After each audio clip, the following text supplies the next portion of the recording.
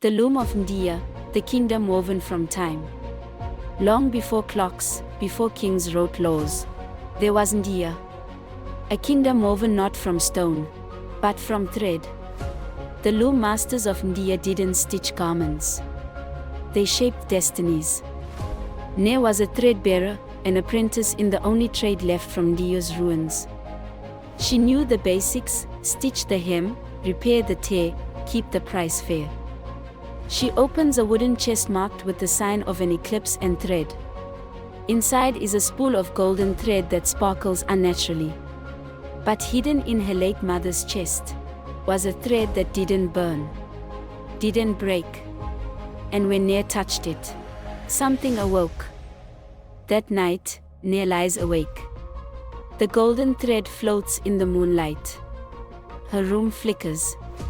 Suddenly, the walls of her room shift, becoming the vast royal weaving hall of old NDIYA.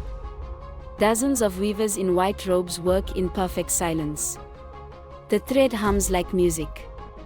Nare stares down, her own hands are moving on a loom of moonlight. She dreamed not in pictures, but in pattern. And the cloth she wove was her future. Flash of lightning.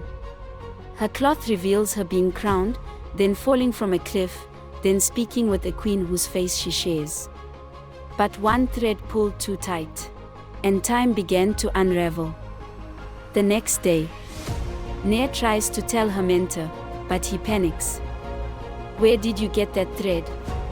That's fate's spool, from the last weaver's hands.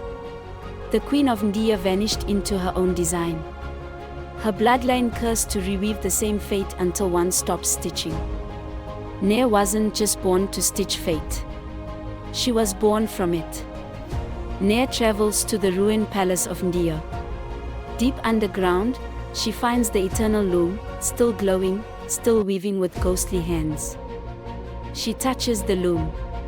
Her memories flood backward. She sees herself as the lost queen, betrayed by her sister, cursed to loop forever.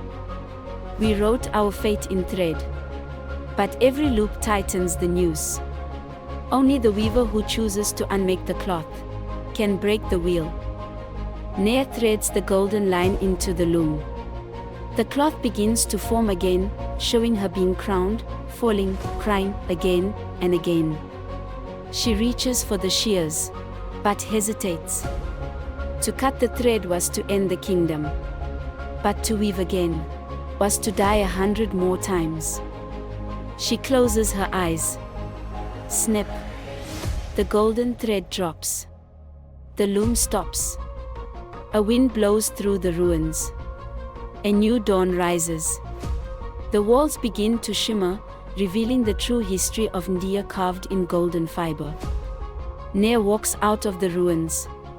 The golden thread now wraps around her wrist, dull and soft. NDIYA was not forgotten. Just waiting for someone brave enough to end its story. And sometimes, to honor the past, you must let it unravel.